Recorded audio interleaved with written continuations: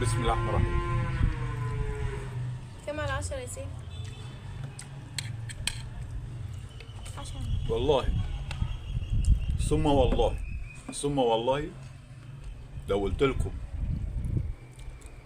لا تقول لي ابو طارق ولا تقول لي افندينا ولا ما اعرفش اسماء المحلات ايه، وانا اسف يعني مع احترامي الكامل ليهم، ولكن الحاجه البيتي اللي معموله بطريقه المحلات واحسن، اقسم بالله حاجه بجد تفتح النفس. حاجه يلا كده كل لايك هنا كله يعمل. تعملي ايه يا ام وفاء؟ تعالي ظهري كده، ظهري كده. انا ايه سايب لك الملعب دلوقتي. بعمل الأكلة المصرية تعالي المشهورة. كده شويه، تعالي كده شويه. ايوه تعملي ايه؟ الأكلة المصرية المشهورة. ورينا كده الاكله المصريه المشهوره عباره عن ايه كده. عدس، ده عدس. ودي الطماطم، ده الصلصه. ودي البصل. ودي البصل اللي هو عامله ازاي البصل ده هيتحمر كده؟ مقطعات نوانح كده. محطوط عليه ايه؟ نشا.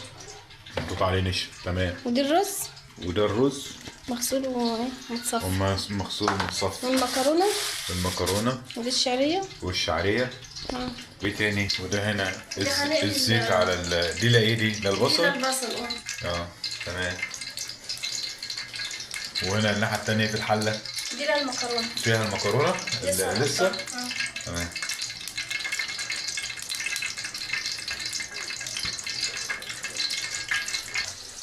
الأكلة الشعبية المصرية اللي كل الناس بتحبها، الكشري ايه؟ الكشري المصري. عندنا أكلتين شعبيتين في مصر اللي هم ايه يا ام وفاء؟ الكشري والمحشي. الكشري والمحشي، برافو عليك. احنا عملنا المحشي والنهارده الكشري، تمام. يا رب يكون طبعا الطريقة اللي ام وفاء طبعا هتعملها تنال اعجابكم. انا اديتها الملعب بتاعها، ولكن التقييم بتاعي تمام. والتقييم زي انا قلت بتاعي. احنا كده هي حطت الايه؟ البصل. لما تسيبه لما ايه تقريبا يقرمش كده، صح؟ عشان النشا اللي عليه دي. والميه هنا حط فيها معلقة ملح. معلقه ملح اهي. خطوات يا جماعه معاكم واحده واحده ان شاء الله. شجعونا كده ان شاء الله يا جماعه. بس احنا يعني عايزين ننقل نقله حلوه كده في حياتنا، في القناه وفي البيت لما نغير يعني حاجات كتير في البيت. طبعا محتاج تغيير جذري، لا اما ان شاء الله ان احنا يعني نغير، نطلع مثلا نشوف مكان تاني نقعد فيه عشان برضو يكون يساعدنا في التصوير. فدعواتكم معانا ووقفتكم معانا يعني هي ديت اللي هتفيدنا وهتوقفنا على رجلينا. فاتمنى من حضراتكم ان انتوا تعملوا حاجه زي كده. انا حطيت المكرونة اهي. حطيت المكرونه. دي مكرونة عادية ومكرونة ايه اللي هي؟ يعني دي مكرونه دي المكرونه اللي هي السباكيتي اللي هي بتاعت طبعا انتوا شايفينها اهي، عامله زي الشعريه الطويله دي. تمام ماشي. ايه تاني؟ طيب انا بس عشان خاطر ما نطولش على الناس، احنا كده البصل هتتحمر وهنبدا معاكم لما ايه تاخد الوش تحمر ونوريكم هي اخر وصلت لايه المرحله دي. احنا كده بنصور المرحله معاكم واحده واحده، تمام. انت عملت ايه هنا؟ دي العدس.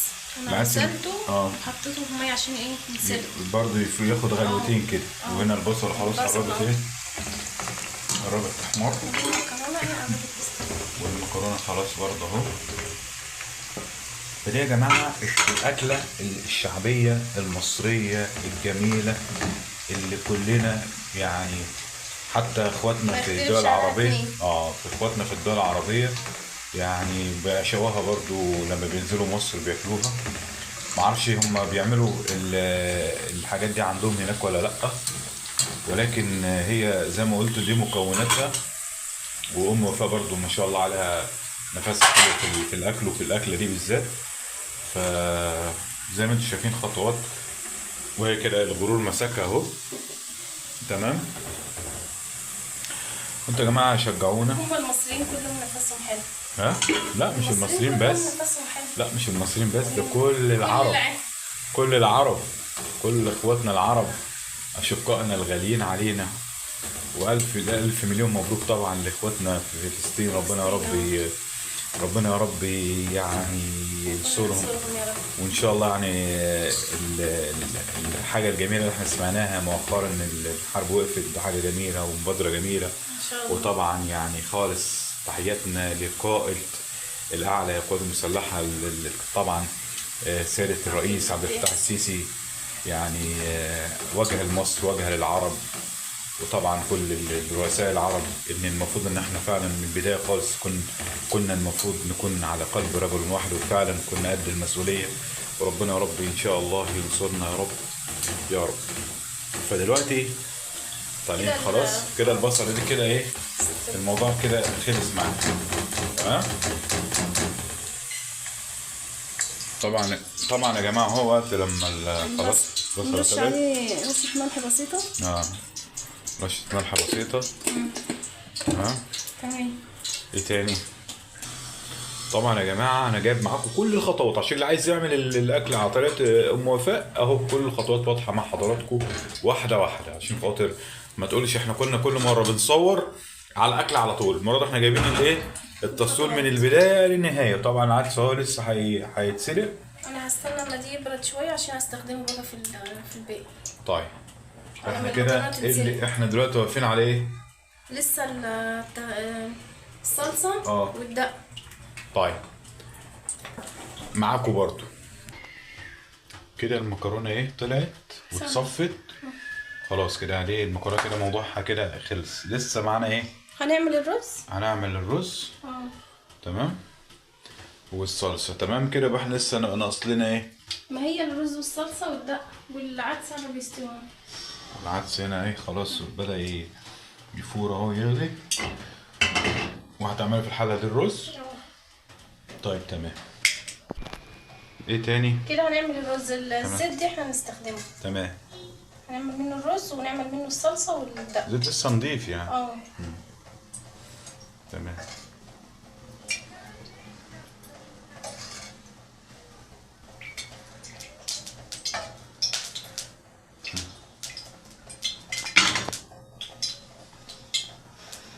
الشعرية.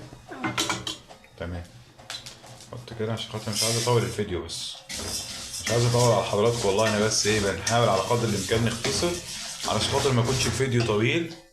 لو انتوا حابين الفيديو يكون طويل عادي يعني ما عندناش مشكله، بس احنا بنعمل بس عشان خاطر حضراتكم ما ناخدش وقت حضراتكم يعني. تمام. هنحمر الشعرية ونحط عليها الرز. تمام. الشعرية تتحمر وبعد كده نحط عليها ايه؟ الرز. نحط عليها الرز. ماشي. احنا ممكن برضو في طريقة تانية، ممكن نعمل العدس مع الرز كله على بعض. هو بيكون افضل. بس دي برضو طريقة تانية. طب هنشوف ماشي. كده انا حطيت الشعرية الرز على الشعرية اتحمر. تمام. ونقلبه كده دقيقتين.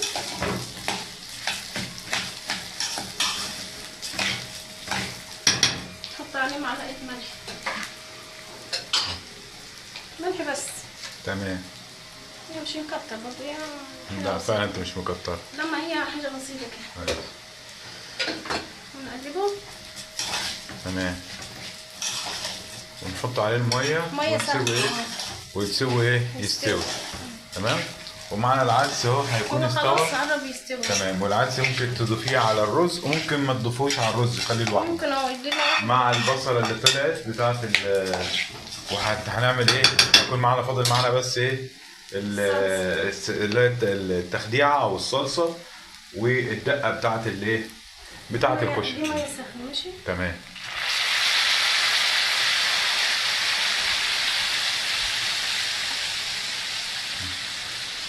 يا جماعة الفيديو احنا بتأسف لو الفيديو هيكون طويل بس.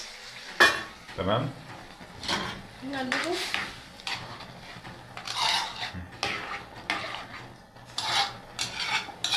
ماشي. ونسيبه بقى يستوي. نسيبه يستوي. نغطي عليه ونسيبه يستوي وخلاص. العدس طلع كده. احنا كده لسه معانا ايه؟ الدقه والصلصه وخلصت كده. ونقعد بقى ايه؟ ناكل بقى يا موفق ونقيم. هناكل. ماشي يلا. يلا هنعمل ايه؟ الصلصه. هنا حطينا زيت من بتاع الزيت. الايه؟ ماشي بتاع نبتدي من البصل. تمام. نحط هنا توم. فصين توم ولا دول اللي كام فص توم ده؟ 5 فصوص توم. تمام. دي اللي هي الصلصه. تمام. تتحمر كده.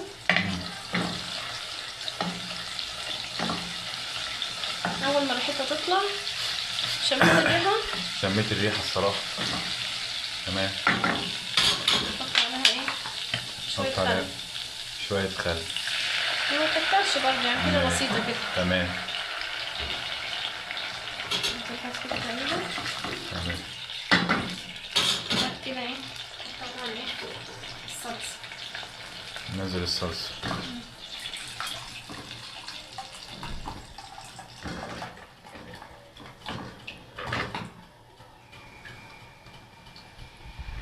تمام. طبعا يا جماعه الفيديو موضح لكم كل حاجه. اللي عايز يعملها اكيد انتوا شطار فيها، ولكن كل واحد بيكون شيخ وليه له طريقته. ولو حضراتكم طبعا بتعملوها بنفس الطريقه يبقى تمام، مش بتعملوها جربوها كده. معلقه ملح. معلقه ملح.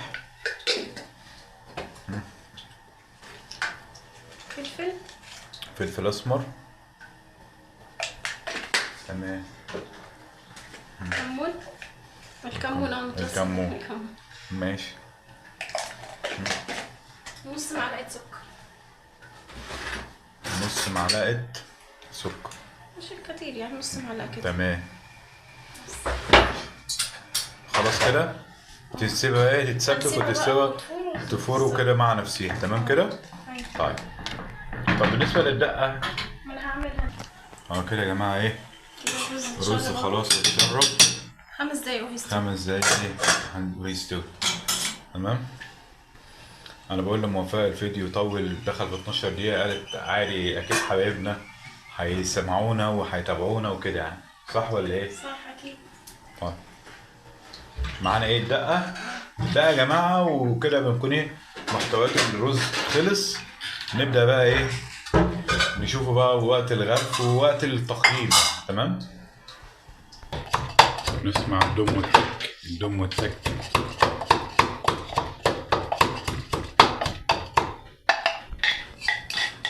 حطينا الزيت هنحط عليهم ايه؟ 4 فصوص ثوم. كده برضه شميت الريحه وكده. اول ما الريحه تطلع نحط عليه ايه؟ خل. شميت الريحه؟ لسه ما شميتش. طلعت اهي. شميت؟ لسه. ريحته طلعت صح؟ تمام. نحط عليه الخل. برضه نفس طريقه ايه؟ التخديعه او الصلصه. تمام. نحط عليه شويه ميه ايه؟ بسيطه كده. شويه ميه بسيطه. تمام. في ليمون مالح وكده؟ لا. كمون. هي دي الدقه؟ وملح بس. كمون وملح وبس؟ مفيش ليمون مالح؟ عادي ممكن نحط ليمون بس هي كده بتبقى احسن. طيب. احنا كده يا جماعه بنكون ايه؟ يعني لسه الايه؟ الشطه بقى. لا، ما احنا كده الموضوع مطول قوي كده يعني. تمام. لسه ايه؟ لسه الشطه. احنا بنعمل الشطه. نكمل الشطه يعني برضو الشطه بتعوز عمايل وكلام زي كده. ما بتاخدش دقيقه واحده بس. طب يلا. بدأت تفور يا جماعه اهي. وبعد كده هتعملي ايه؟ نطفي عليها كده خلاص. نطفي عليها كده خلاص. ونسيبها تبرد وننقلها في ايه؟ في حاجه عشان نعرف نرجها يعني عشان تمام. تبقى ايه؟ تمام. الله يسلمك. هنا انا حطيت الزيت. وهنحط 4 كده. معالق شطه. كده دي الشطه 4 معالق. ده كده فطيره كده. لا ما عادي، ما هي لازم تبقى حراقه شويه. والله. اسمها شطه. انا اول مره يا جماعه احضر عمايل كشري. الكشري يعني. انا زيكم بتفرج دلوقتي زيكم بالظبط والله العظيم. تمام. نحط عليها نحط معلقتين من الدقه اللي انت عملتيها بتاعه التوم. تمام. بعد كده هحط عليها ايه؟ معلقه تخدير.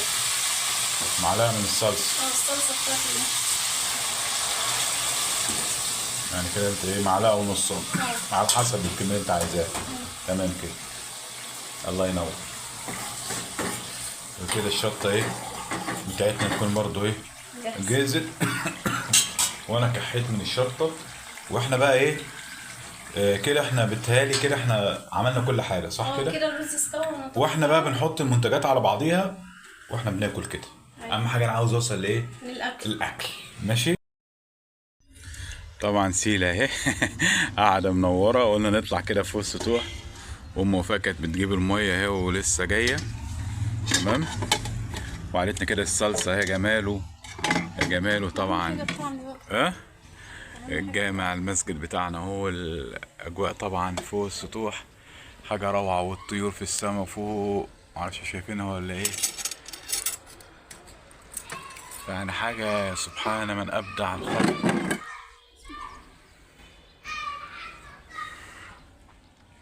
ياسين هي بتسقسق الصلصه. واحنا بقى ايه هنقعد بقى ايه ونقيم ونشوف التفاصيل. استنى يا سيل، استنى يا سيل، اهدى علي، اهدى علي يا سيل. طبعا قعدتنا الحلوه فوق السطوح مع اجمل واجمد طبق كشري. احنا كده ايه يعني هنسقسق معاكم كده. بصوا احنا كده نقلب اهو. وانا هقول اللي يعني اللي انا شايفه من وجهه نظري. مش هجامل. حلو هقول حلو، مش حلو هقول مش حلو. مش هجامل. انزلي يا سيل، انزلي يا سيل كده بالصلصه. ثواني بس. سقساء يا سيل كده، سقساي. طبعا يا جماعه مفيش اجمل ولا اجمل من الجو كده واحنا قاعدين فوق السطوح. في حاجه يعني جميله جدا جدا جدا جدا. قلنا نغير كده ايه قعده البيت ونطلع كده فوق السطوح احسن. طيب خلاص يا سيله. لا استنى استنى. خلاص يا سيل، خلاص يا سيل هنا. تمام. استنى. انا عايز البصل يا جماعه اهو. بصل يا سيل بتحط لي البصل. فين الدقه؟ فين الدقه؟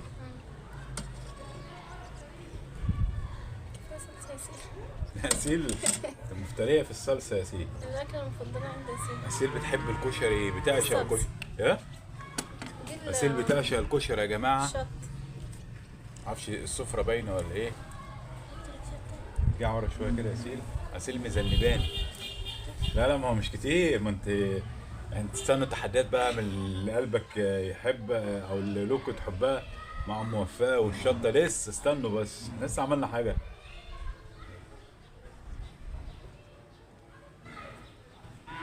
تمام كده. احنا بقى ايه طبعا يا جماعه طبق الكشري العملاق طبعا يعني حاجه ولا في الخيال. يستاهل مين؟ يستاهل بقك. حاجه ولا في الخيال. طبق الكشري العملاق. ماشي انا هحط. هنسمي الله كده يا جماعه. دي ايدينا اليمين ها ماشي. مش الكاميرا الاماميه شغاله. نسمي الله الاول كده ونقول بسم الله الرحمن الرحيم. يلا يا شباب معايا ام وفاء. تعالي كده شويه على السيره عشان تظهري. ونسمي الله يلا كلنا كده مع بعض. يلا. انا عايز كلنا ناكل مره واحده. نسمي الله كده ونصلي على الحبيب. بنحاول ان احنا نجدد ونعمل حاجات حلوه كده تعجبكم. انا عارف الفيديو ده طويل جدا ولكن اكيد هتحبوه لان احنا تفاصيله حلوه والله. وانا اول مره بجد احضر الكشري. الله على الهوا والله. جمال الهوا ده يعني مفيش بعد كده. يلا بسم الله الرحمن الرحيم. بسم الله الرحمن الرحيم.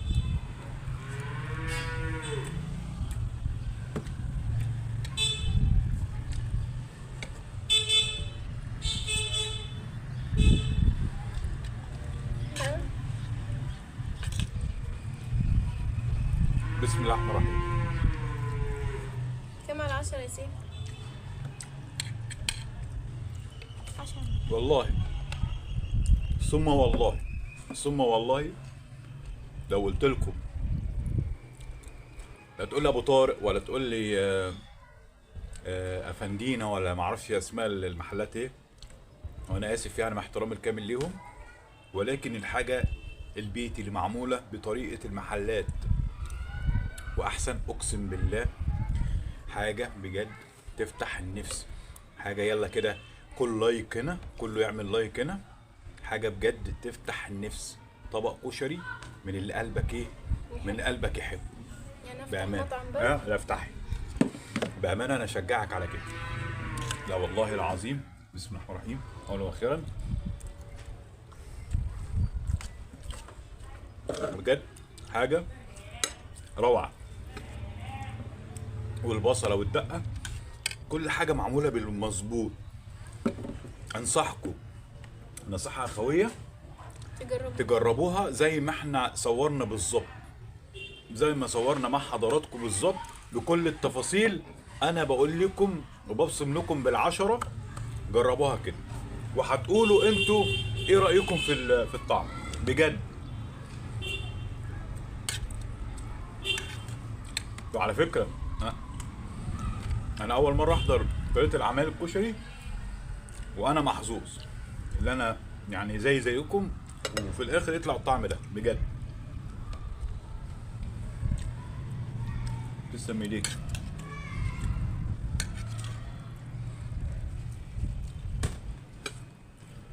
ايه في دعواتكم لو في يا جماعه بقالها كام يوم كده تعبانه، تصحى بدري والله. وفاء مش مظبوطه والله، تعبانه كده نفسها حتى مسدوده على الاكل. ربنا يشفيها ويعافيها يا رب. هاتيلي معلش بس معلقه صلصه بس كمان. الصلصه جميله جدا. معلقه بس يا سيدي. ها قلبيها كده يا سيدة. لف بقى يا سيدي. لا انت كده مش صنايعيه يا سيدي، مش قوي كده. لا بس خلاص كتير كده يا سيدي. استغلت ده اكلة اسيل مفضل. بس خلاص يا سيدي، غلط كده يا سيدي. بس يلا والله يا جماعه جربوا طريقتي. ايه زي ما قال الكتاب. دي الشطه، عايز احط شويه شطه. هي مش حرة ده. مش حراقه قوي. لا بس طعمها حلو. طعمها حلو.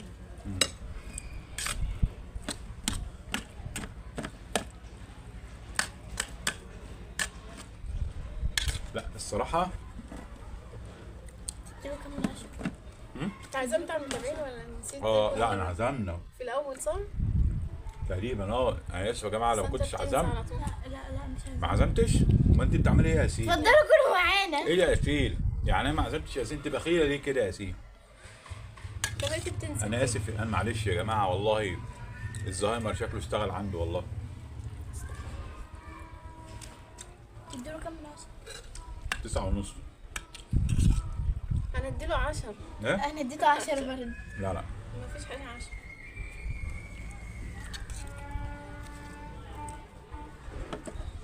ده الفيديو بتاعنا، مش عايزين نطول على حضراتكم اكتر من كده. وعادتنا الجميله في الجو الجميل ده. انتظرونا بقى في فيديوهات قويه زي ما قلت لحضراتكم الايام اللي جايه. يا رب يا رب فيديوهاتنا تنال اعجابكم، وبشكر كل الناس اللي كتبت تعليقات حلوه زيها، ولكم مني احسن رد، ولكم مني احسن سلام وتحيه لاخواتنا في كل مكان. اشوفكم على خير ومع السلامه. وسيل مشغوله. احلى طبق كشري في الدنيا ممكن تاكله والله العظيم بكل امانه، بكل مصداقيه. شوفكم. بصوا يا جماعه اتبعوا اللي انا الخطوات دي. انا عملت فيديو طويل شويتين ولكن مليان تفاصيل. يلا نشوفكم على خير ومع السلامه. السلام عليكم. بعد ما اتغدينا قلنا نحبس بكوبايه شاي كده في على السطوح. بصوا يا جماعه مفيش اجمل من كده والله العظيم. موافقه قالت لا احنا هنطلع نشرب الشاي على السطوح كده تمام. والشاي اصلا خلاص اهو، بدل البخار يطلع كده بيقول لك احنا خلاص قربنا كده تمام كده اهو. الشاي اتعمل وهنشرب كوبايه الشاي وكده ايه، فين الشاي بتاعي؟